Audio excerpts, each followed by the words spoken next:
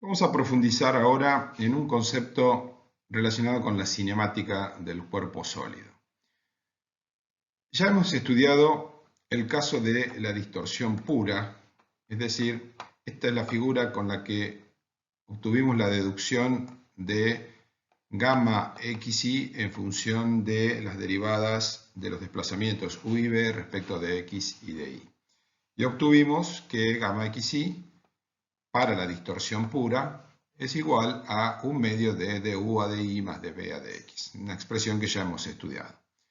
Y la figura que utilizamos en esa deducción es básicamente esta que estamos encontrando acá. Nos vamos a detener ahora en otra cuestión que no mencionamos anteriormente, y es que en esa figura, si tomamos la diagonal del cuadrado no deformado, que es la línea de trazos, que va desde este punto hasta este punto, y la misma diagonal en el estado distorsionado o deformado, que es la que va desde este punto hasta este punto, ambas líneas coinciden. Eso estaría significando que alfa y beta son iguales y con el signo en términos de rotaciones que estamos viendo ahí, es decir, son iguales en valor absoluto y que en ese caso, por la ley del signo de las derivadas, las dos tienen valor positivo. Pero físicamente, o sea, cinemáticamente, desde el punto de vista geométrico, lo que importa tener en cuenta es el hecho de que esa diagonal, luego de ocurrida la deformación, aplicado el campo de desplazamientos y su efecto en términos de deformaciones, no cambia su dirección. Se estira un poco como producto de la distorsión, pero es colineal con sí mismo antes de la deformación. Y eso es lo que llamamos distorsión pura. No hay una rotación respecto a este punto que era el que tomábamos como base.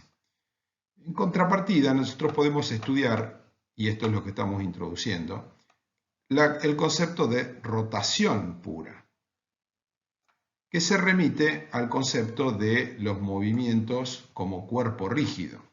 Los movimientos como cuerpo rígido en el plano son tres, dos desplazamientos y una rotación. Es justamente a esa rotación que estamos haciendo referencia. Si alfa y beta siguen siendo iguales en valor absoluto, pero de signo opuesto, obsérvese que tal como está el sistema xy, esta derivada que está aquí es positiva, pero esta otra, por la dirección de esta línea, esta de u a de i, es negativa. Es decir, que los giros tienen el mismo valor absoluto, pero tienen signo contrario. En este caso, esta beta tendría el mismo valor absoluto que el caso de la rotación, pero tendría signo positivo. ¿Cuál es el efecto de esa diferencia?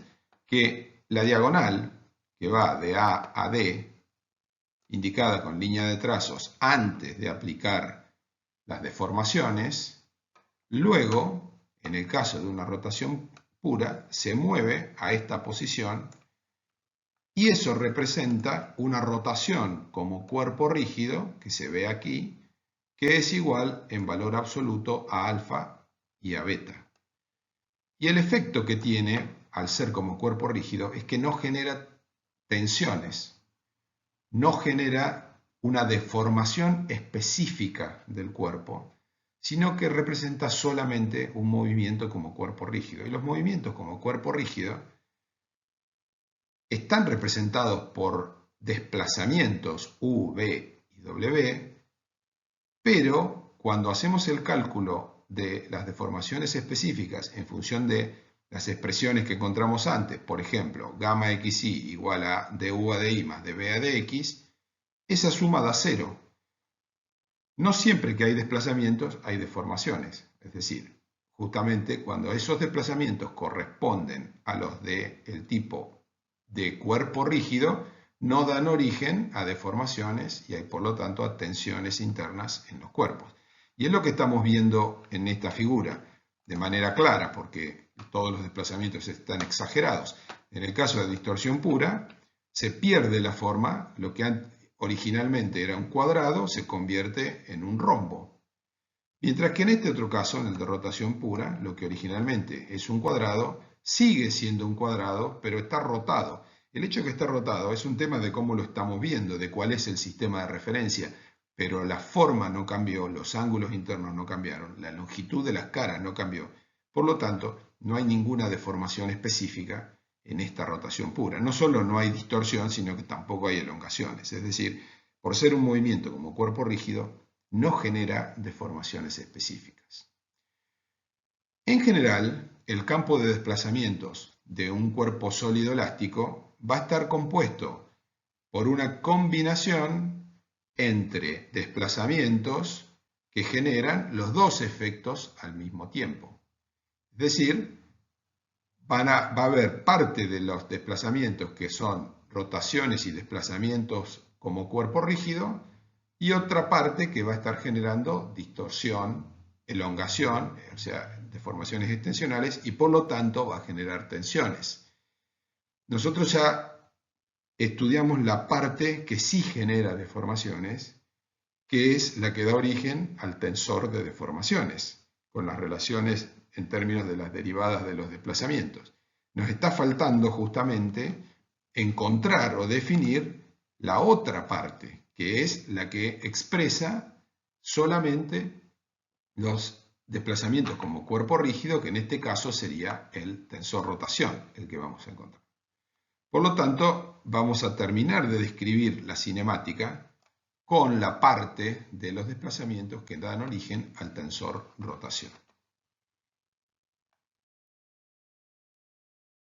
Volvamos a la figura de la izquierda de la filmina anterior para determinar entonces, desde el punto de vista funcional y matemático, cuáles son los elementos del tensor rotación.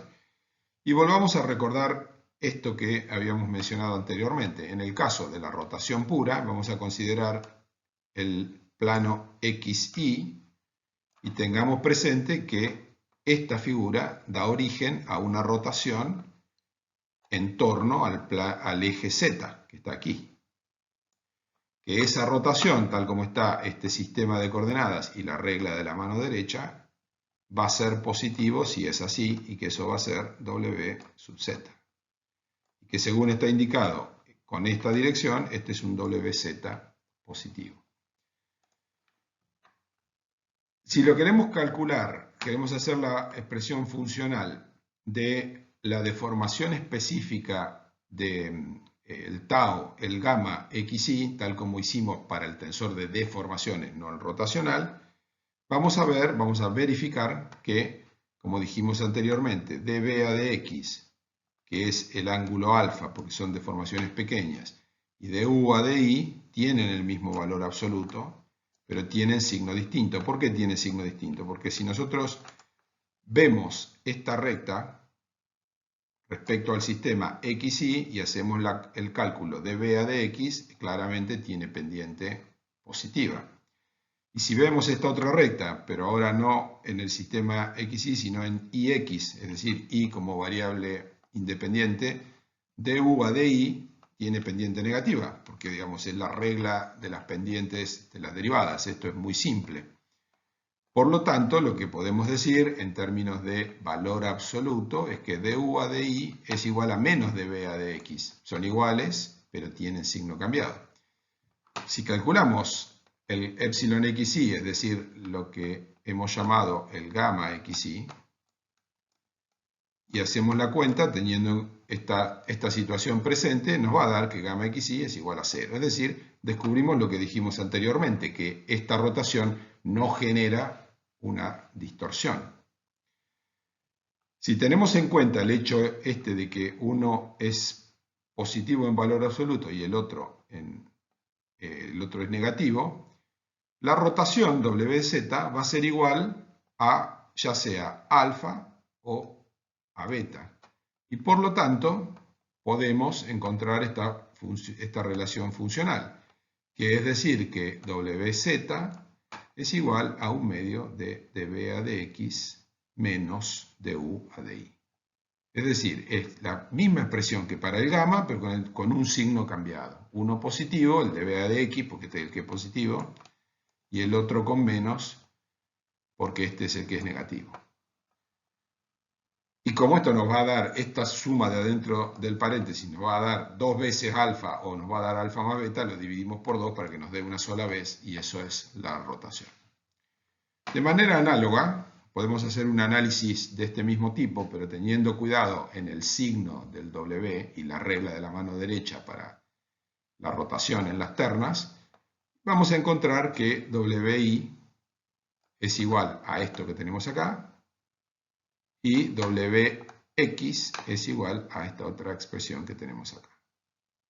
Lo que encontramos es que son expresiones similares a las de las gamma, o las de las epsilon xy o las gamma, pero directamente tenemos un signo menos que depende de la convención de signos. Y si se agrupan estos giros en una matriz o tensor rotación, en realidad este es un tensor no simétrico, sino que es antimétrico, que tiene 0 en la diagonal, porque está refiriéndose a giros, y no tiene nada en las direcciones congruentes XX, Y o ZZ, que se podrían agregar términos ahí relacionados con los desplazamientos como cuerpo rígido, pero en este caso nos interesan solamente las rotaciones y por eso ahí no vamos a poner nada.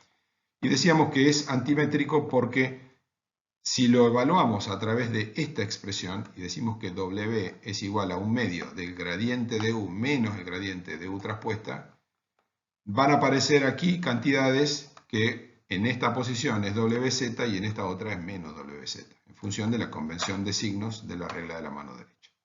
Aquí menos WI y aquí WI, aquí menos WX y aquí WX. Es decir, es un tensor no simétrico sino antimétrico, porque tiene en la posición, o sea, el término IJ es igual a menos el término JI.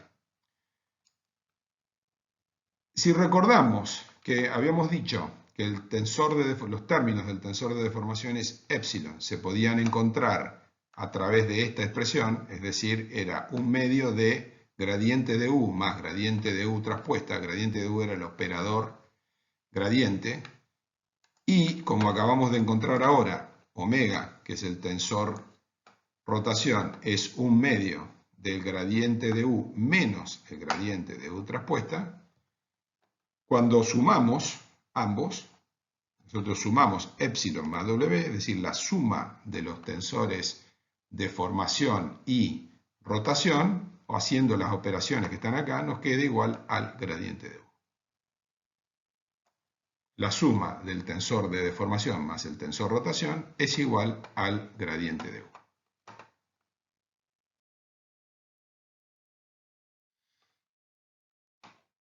Habíamos mencionado cuando estudiamos las invariantes del tensor de deformaciones que el primer invariante tenía una relación, una interpretación física muy directa. Y esa interpretación es con relación a la deformación volumétrica. ¿Qué es la deformación volumétrica? Es el cambio de volumen de una porción infinitesimal del cuerpo sólido, que si lo integramos en todo el cuerpo sólido nos dará el cambio de volumen de todo el cuerpo sólido para un estado de deformaciones determinado. Como nosotros estamos estudiando el tensor de deformaciones asociado con un punto, y si nos movemos dentro del cuerpo ese estado de deformaciones puede cambiar, vamos a tener una deformación volumétrica para un punto determinado, y si queremos encontrar la deformación en todo el cuerpo habrá que hacer una integral. Pero vamos a ver cómo se determina la deformación volumétrica al nivel de un punto donde el tensor de deformaciones es constante, no varía, y expresa la totalidad de la cinemática, es decir, del estado de deformaciones en ese punto del cuerpo sólido. Vamos a ver cómo vamos a dejar de lado las distorsiones y vamos a considerar solamente las deformaciones extensionales. Para eso podemos suponer que ese estado de tensiones, ese estado de deformaciones, es decir, el tensor de deformaciones, solamente tiene componentes en la diagonal principal, es decir, solamente tiene epsilon x, epsilon y y epsilon z, y que todos los epsilon xy, xz e iz valen 0. Es decir, solamente hay deformaciones de tipo extensional referidas a la base que estamos estudiando.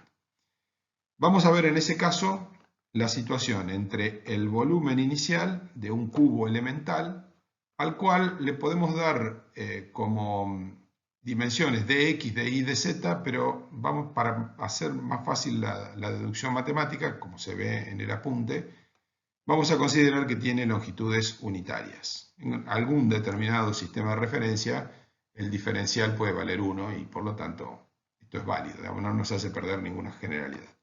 Si tenemos entonces centrado el punto P aquí, en el centro de masa de ese pequeño cubo, el volumen inicial B0, vamos a ver que B0 es igual a 1 por 1 por 1, es decir, el volumen inicial es unitario.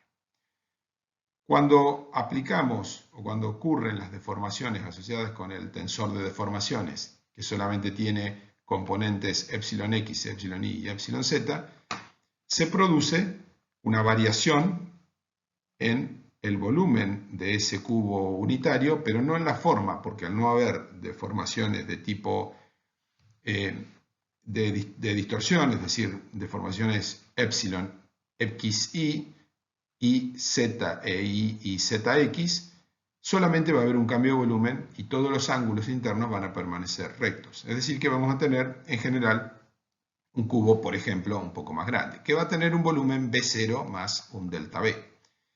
Podemos calcular el volumen final.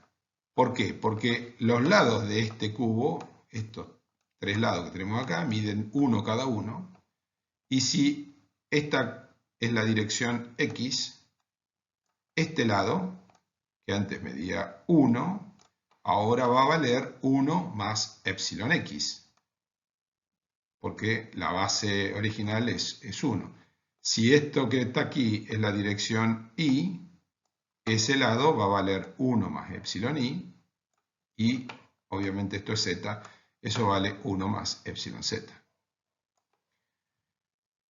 Lo que tenemos que hacer es, obviamente, distribuir todos estos binomios que están entre paréntesis y operando, como se ve en el apunte en detalle, se va a encontrar que el volumen final es igual a 1 más epsilon x más epsilon y más epsilon z.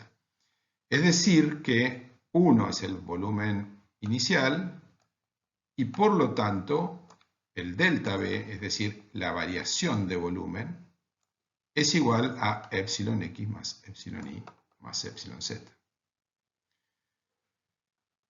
Si hacemos, esa es la variación que tiene dimensiones, es decir, estamos suponiendo que aquí hay alguna dimensión en términos de metros, centímetros, milímetros, Armstrong, lo que querramos. Pero nos va a interesar encontrar la deformación volumétrica en los mismos términos que todas las deformaciones específicas, es decir, como un cambio porcentual, como un cociente entre el cambio de volumen y el volumen inicial, que es los términos en los que definimos todas las deformaciones iniciales. Cambio de longitud referido a longitud inicial. En este caso es cambio de volumen, porque estamos haciendo una deformación volumétrica, dividido el B0.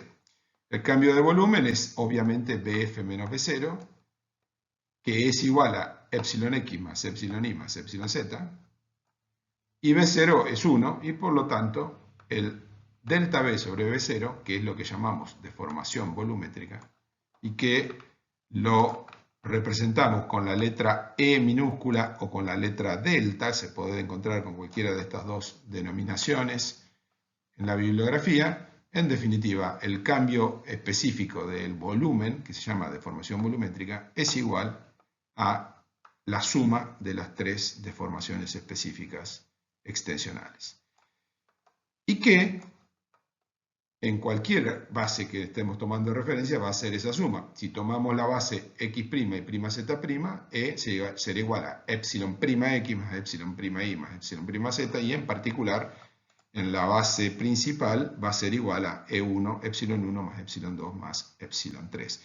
Y esa es justamente la expresión que le dábamos al primer invariante del tensor de deformaciones. Entonces, llegamos a la conclusión de que el primer invariante del tensor de deformaciones tiene una representación, una identificación con un parámetro físico bien concreto, que es el cambio de volumen específico.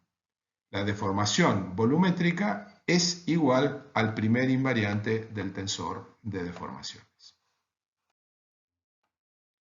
De la misma manera en que realizamos para el tensor de tensiones, es posible hacer una descomposición del tensor de deformaciones epsilon en una componente hidrostática que define el tensor hidrostático o esférico epsilon m y una componente distorsional.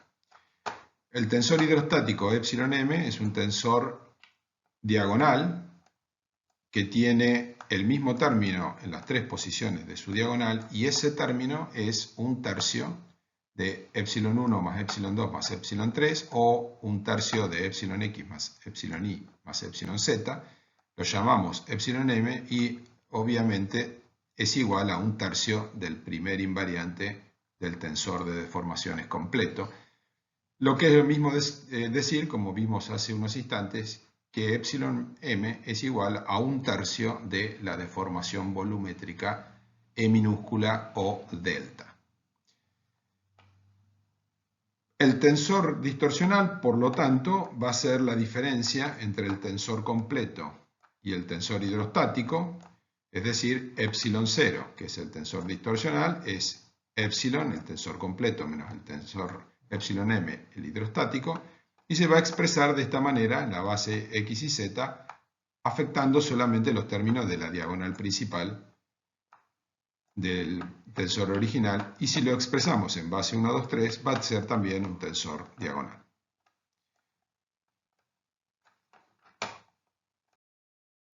La interpretación física de la descomposición del tensor epsilon es mucho más directa en este caso con respecto al tensor de tensiones, porque se ve de manera directa que epsilon m, es decir, el tensor hidrostático o esférico, representa solamente variaciones de volumen, sin ninguna distorsión de forma. No tiene distorsiones de forma porque no hay elementos fuera de la diagonal en cualquier sistema de referencia, x y z, x' y prima z', 1, 2, 3, epsilon m es siempre un tensor diagonal.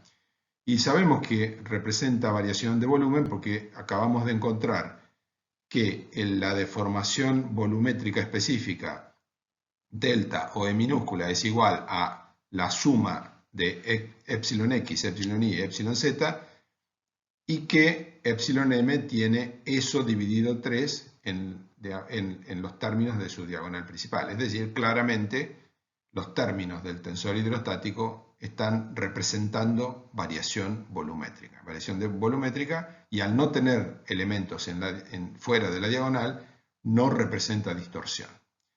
De la misma manera como aparte el tensor volumétrico está representando toda la deformación volumétrica, encontramos que el tensor distorsional representa solamente distorsiones sin variación de volumen por la simple razón de que toda la variación de volumen está representada en el tensor hidrostático. Y en contraposición, como el tensor hidrostático no representa nada de la distorsión, el tensor distorsional representa toda la distorsión.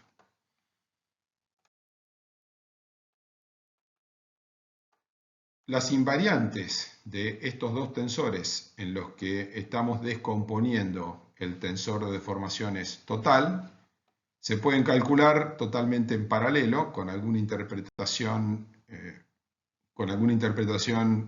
desde el punto de vista físico, viendo principalmente que en el caso del tensor hidrostático, el primer invariante del tensor hidrostático termina siendo igual al primer invariante del tensor completo y por lo tanto eso es igual a la deformación específica volumétrica, que es básicamente lo que habíamos dicho anteriormente. El tensor hidrostático está representando toda la deformación volumétrica por la simple razón de que tiene la misma invariante, el mismo primer invariante que el tensor completo.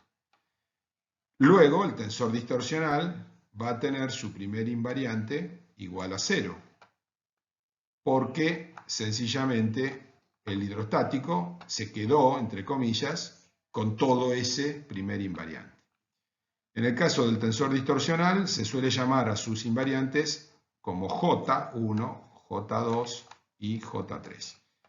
Los segundos y terceros invariantes del tensor hidrostático y el tensor distorsional están aquí, y tal como habíamos dicho en el caso de la descomposición del tensor de tensiones, estas cantidades, en particular el primer invariante del tensor hidrostático y segundo y tercer invariante del tensor distorsional, tienen muchísima relación con tanto los criterios de rotura de los materiales y también con el comportamiento en términos de relación constitutiva de materiales complejos, como por ejemplo los materiales geotécnicos. Podemos ver que en un material geotécnico típico como una grava, por ejemplo, o una arena, material típicamente friccional, la rigidez del material va a estar definida en términos de la rigidez inicial cuando no hay deformaciones por este primer invariante del tensor hidrostático, es decir, cuanto mayor sea la deformación volumétrica en términos de contracción, mayor rigidez tiene el material, y luego, a medida que se le aplican deformaciones de tipo distorsional, esa rigidez se va degradando en función de J2 y J3. Según la ley constitutiva que se utilice, puede utilizar uno o el otro de esos. Pero esta descomposición del tensor de deformaciones principalmente tiene una gran influencia en las leyes de comportamiento de los materiales, tanto antes de la plastificación como después de la plastificación, en modelos constitutivos más complejos que los que vamos a estudiar en este curso. Para cerrar el tema de deformaciones en el alcance que le vamos a dar en el curso, estudiaremos las ecuaciones de continuidad. En primer lugar, antes de entrar en la matemática de la cuestión, vamos a ver conceptualmente el significado de estas ecuaciones de continuidad. Consideremos algunas de las cosas que ya hemos estudiado previamente. Vimos que el campo de desplazamientos del cuerpo se puede expresar a través de un vector de desplazamiento, sería un campo vectorial, cuyas tres componentes en la base E1, E2 y E3 de un sistema X y Z están dados por la componente en X, que es U minúscula, la componente en Y, que es B minúscula, y la componente en Z, que es W minúscula. También vimos que si conocemos estas funciones y queremos pasar al tensor de deformaciones, solamente tenemos que realizar las operaciones que están indicadas en la presentación matricial del tensor de deformaciones que tenemos aquí abajo. Es decir, tenemos que hacer básicamente derivadas primeras de esas tres funciones U, V y W, combinarlas de esta forma y encontrar de esa manera el tensor de deformaciones. Las 6 componentes independientes, porque el tensor de deformaciones, recordemos, es un tensor simétrico. Por lo tanto, de los 9 términos que tiene esta matriz de 3×3, hay 3 que son iguales a otros 3 y por lo tanto nos quedan solamente 6 términos independientes. Por lo tanto, esta operación, o sea, realizada en esta dirección, en principio es simple. Ahora imaginemos la consideración opuesta, que fuese conocer estas cantidades, las 6 cantidades independientes del tensor de deformaciones. Si nosotros tuviésemos esto, no son cantidades numéricas, sino como funciones a lo largo de todo el cuerpo sólido. Cuando nosotros nos paramos en un punto del cuerpo sólido, el tensor de deformaciones toma valores numéricos. Pero si quisiéramos, y se puede, expresar para todo o para toda una región del cuerpo sólido, estas cantidades que están señaladas y resaltadas en verde serían funciones de X y Z. En el trabajo práctico 2 vamos a trabajar con este tipo de definición funcional del tensor de deformaciones y también el de tensiones. No como números, sino como funciones. Bien, entonces si tenemos esa definición funcional, supongamos que queremos hacer el camino inverso, que es, conocidas las deformaciones específicas como funciones de x y z, ir y encontrar el vector de desplazamientos u, x y z. Si el camino que hicimos con esta flecha, que era ir de los desplazamientos a las deformaciones, implicaba derivación, resulta bastante claro que el camino inverso, que es ir de las deformaciones como funciones a los desplazamientos, va a implicar una integración. Lo que pasa es que es más complicado, porque en ese caso se puede plantear en términos generales un sistema de 6 ecuaciones diferenciales para determinar 3 funciones incógnitas. Por lo tanto, tenemos más ecuaciones diferenciales que la cantidad de incógnitas que tenemos. Eso podría significar que, o sea, se tiene que leer como que necesitamos imponer algunas condiciones adicionales para achicar ese sistema. Y ahí es donde surge el concepto de ecuaciones de continuidad, que está basado en el concepto físico de continuidad. Nosotros al inicio de la clase de tensiones, es decir, cuando introdujimos el concepto del cuerpo sólido elástico, hicimos mención de que había una hipótesis fundamental, que es que el sólido deformable es continuo, tanto en su estado no deformado como en su estado deformado. Es decir, que hay una continuidad que nosotros podemos pasar de una partícula a otra en un nivel infinitesimal en el estado no deformado, y eso se tiene que mantener en el estado deformado también.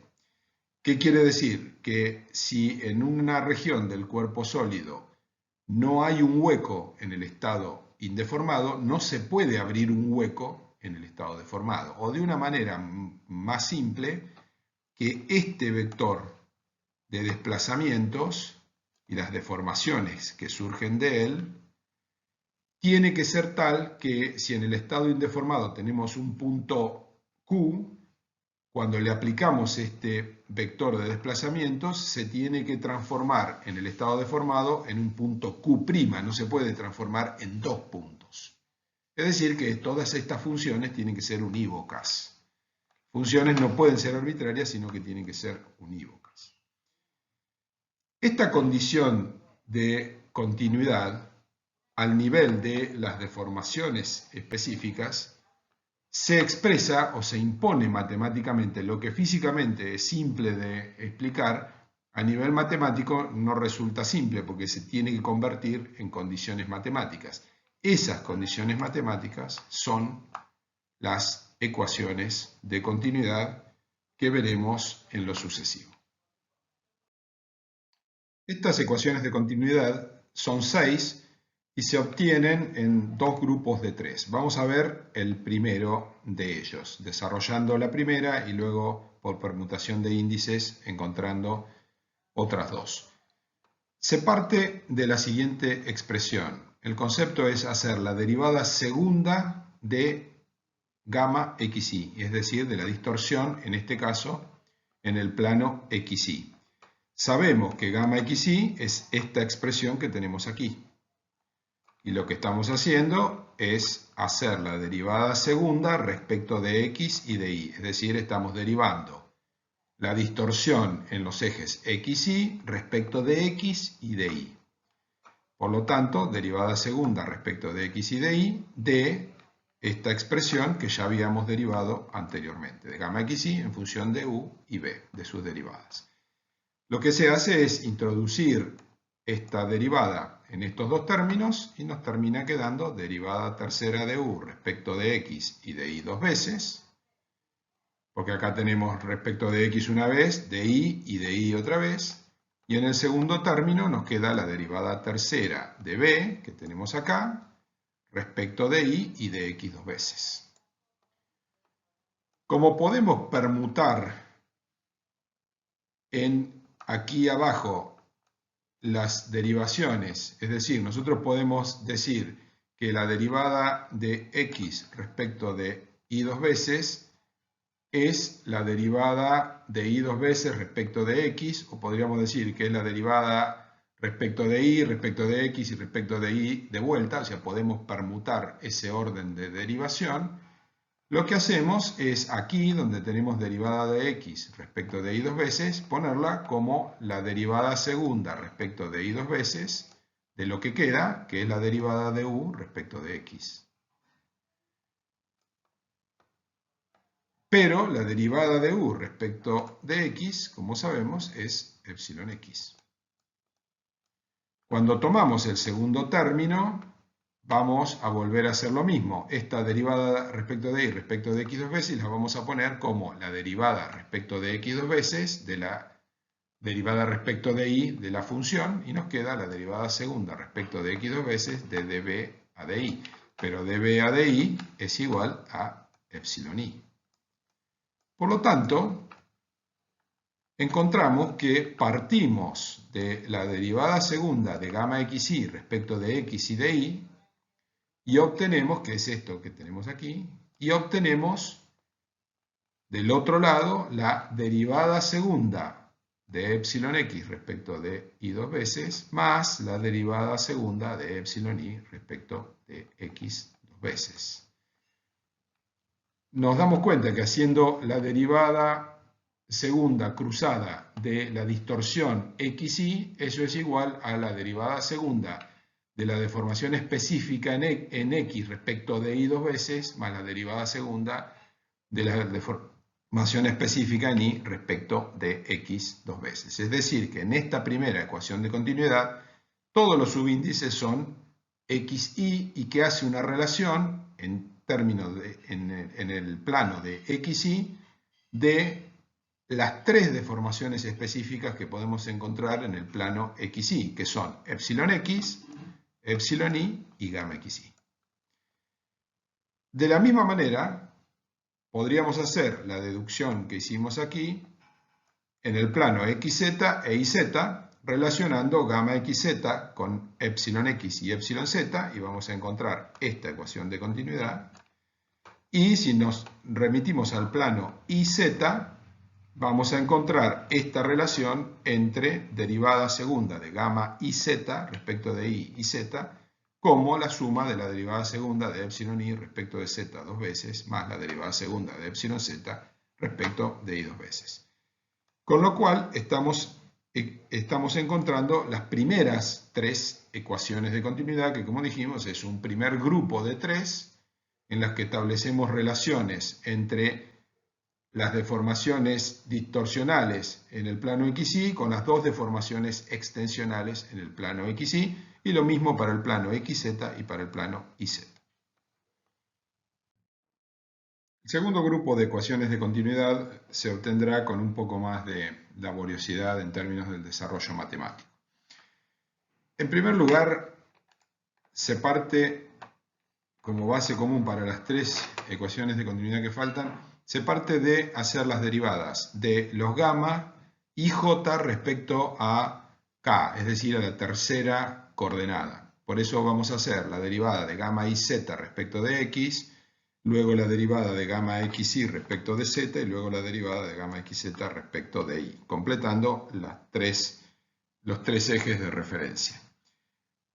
Cuando tenemos que hacer la derivada de gamma y z respecto de x, tenemos que recordar que gamma y z es la derivada de b respecto de z y la derivada de w más la derivada de w respecto de y. Por lo tanto, de este término, al derivarlo respecto de x, surgirá la derivada segunda de w respecto de y respecto de x. Y de este primer término, al derivarlo respecto de x, surgirá la derivada segunda de b respecto de z respecto de x. Cuando vamos a la segunda distorsión, que es gamma xy, recordamos que gamma xy es derivada de u respecto de y más derivada de b respecto de x, y como es gamma xy la tenemos que derivar respecto de z, y entonces de este primer término, de u a de y, surge derivada segunda de u respecto de y luego respecto de z, y del segundo término, de b a de x, surge derivada segunda de b respecto de x y respecto de z, que es la segunda derivada que le estamos haciendo ahora. Finalmente, cuando tenemos que derivar gamma xz respecto a la otra coordenada que es y, recordamos que gamma xz es du a dz más dw a dx, y el primer término quedará du a dz, derivado respecto de y, derivada segunda de u respecto de z respecto de y, y el segundo término, derivada de w respecto de x, al derivarlo respecto de y, quedará derivada segunda de w respecto de x y respecto de y. Y tomaremos esto como base, estas tres derivadas, en las que terminamos completando en cada caso los tres subíndices. Es derivada de gamma iz respecto de x, derivada de gamma xy respecto de z y derivada de gamma xz respecto de y, y encontramos estas tres expresiones. Usando como base estas tres que encontramos anteriormente, primero vamos a derivar a las tres respecto de x. Con eso vamos a sacar una ecuación de continuidad. Y luego, derivando a las tres respecto de y y derivando a las tres respecto de z, vamos a encontrar las otras dos ecuaciones de continuidad. Pero vamos a hacer el desarrollo de solamente cuando volvemos a derivar a las tres respecto de x. Por lo tanto, cuando derivamos la primera respecto de x, tenemos que hacer la derivada respecto de x de esta expresión que tenemos acá. Nos quedan obviamente derivadas terceras, y acá en el primer término, como ya tenemos una derivada respecto de x, nos va a quedar derivada tercera de w respecto de y respecto de x dos veces. En el segundo término también tenemos una derivada respecto de x y nos queda derivada tercera de b respecto de z respecto de x dos veces. Y a esta la vamos a llamar ecuación número 1. Luego se deriva la segunda que habíamos encontrado anteriormente, también respecto de x. En este caso, el primer término, que es este, queda en estos términos, derivada tercera de u respecto de x y z, más el segundo término, derivada tercera de b, y como acá ya tenemos una derivada respecto de x, nos queda respecto de x dos veces respecto de z.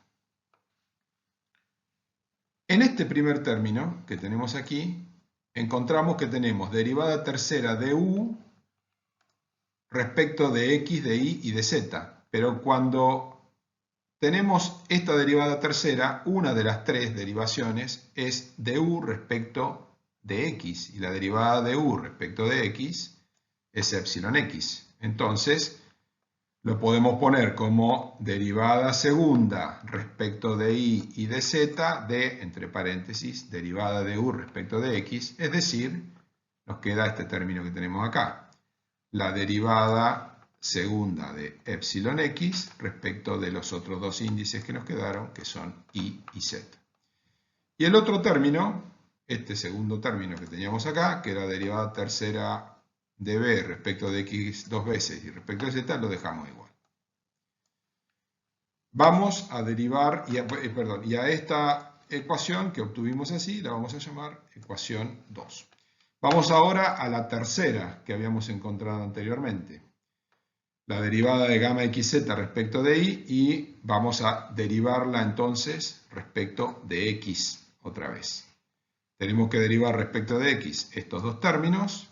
En el primero, como no teníamos ninguna derivación respecto de x, nos queda sencillamente derivada tercera de u respecto de z, y x, recordando que los términos operadores de derivación de abajo los podemos permutar. Y el segundo, que es la derivada segunda de w respecto de x y de y, nos queda derivada tercera de w respecto de x dos veces y respecto de y. Una vez más, vamos a encontrar que en este término que está acá, tenemos en estas tres derivaciones de u respecto de z, y x, tenemos una derivada de u respecto de x. Es decir, que a esto lo podemos ver como la derivada segunda respecto de y respecto de z de, entre paréntesis, la derivada de u respecto de x, es decir, la derivada segunda respecto de z y de y de epsilon x, este término rojo que tenemos acá. Y el segundo término, este que está acá, nos queda igual, pero lo vamos a pintar de azul. Y esta es la tercera ecuación. Entonces ahora miramos los términos que nos quedaron en estas tres ecuaciones. Miramos los términos de el igual para allá, es decir, este término, estos dos términos y estos dos términos, y nos damos cuenta de que aquí tenemos estos dos términos en rojo que son iguales, por eso ya los he señalado de esa manera, y que aquí tenemos en el 1, tenemos el término en azul, derivada tercera de w respecto de y respecto de x dos veces, que en realidad es igual a este otro término azul que tenemos acá en la tercera ecuación, que es derivada tercera de w respecto de x dos veces respecto de y, pero como podemos permutar abajo, en realidad es lo mismo, porque este de la tercera lo podemos poner como derivada tercera de w respecto de y o respecto de x dos veces, o cambiar el orden en la primera, es exactamente lo mismo. Por lo tanto, en definitiva, este término que está acá y este término que está acá son iguales. Y de la misma manera, podemos ver que este término de la primera ecuación, derivada tercera de b respecto de z respecto de x dos veces, es igual a este otro término que tenemos aquí, derivada tercera de b respecto de x dos veces respecto de z, porque al ser permutables, entonces este término que está acá es igual a este término que está acá. En base a eso, lo que vamos a hacer ahora es realizar la siguiente operación. Vamos a sumar estas tres ecuaciones, pero a la primera le vamos a cambiar el signo, es decir, vamos a hacer menos 1 más 2 más 3.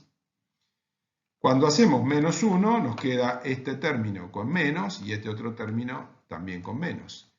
Y al sumarlo con las otras ecuaciones que tenemos ahí, nos damos cuenta que esta derivada tercera de w respecto de y respecto de x dos veces, negativa, se va a cancelar con este otro término de la tercera, derivada tercera de w respecto de x dos veces respecto de y. Es decir que este término se va a cancelar con este término.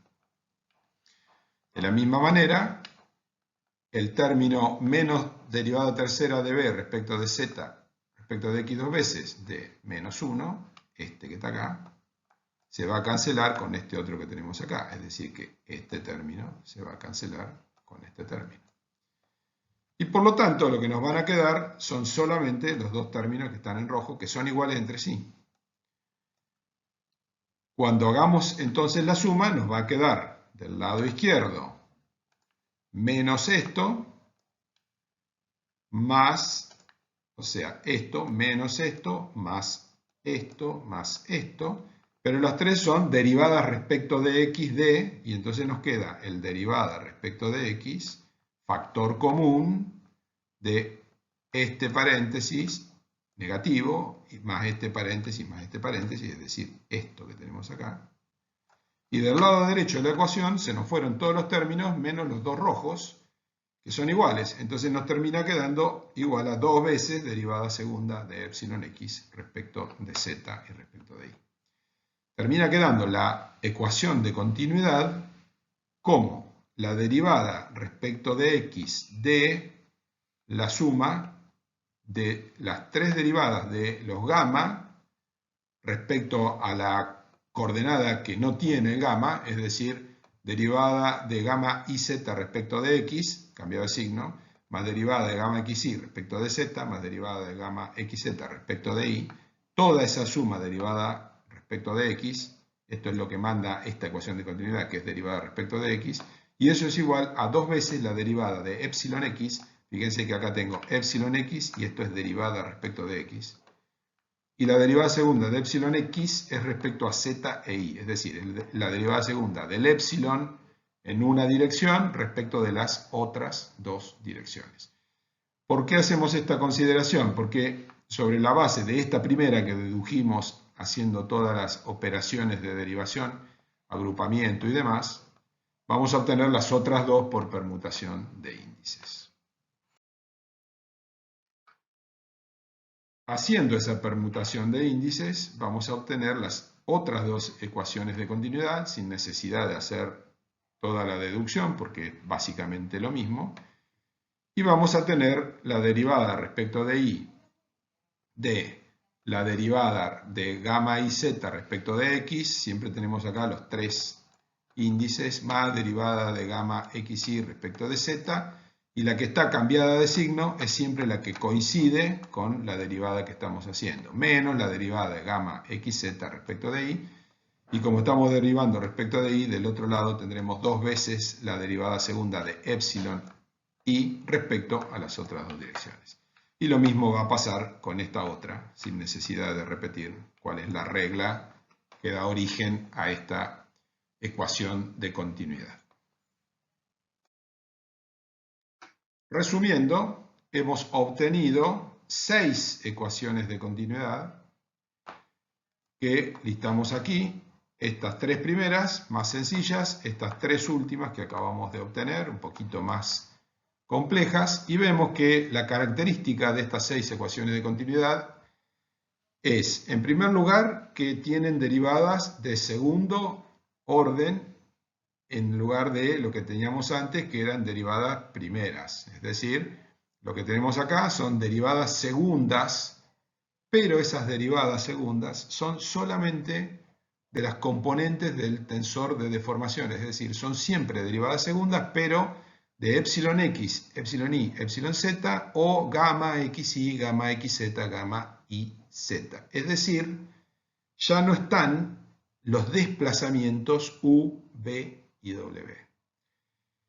Estas 6 ecuaciones de continuidad podrían reemplazar a las 6 ecuaciones originales, pero sin la necesidad de recurrir a u, v y w. ¿Cuáles eran las 6 ecuaciones originales?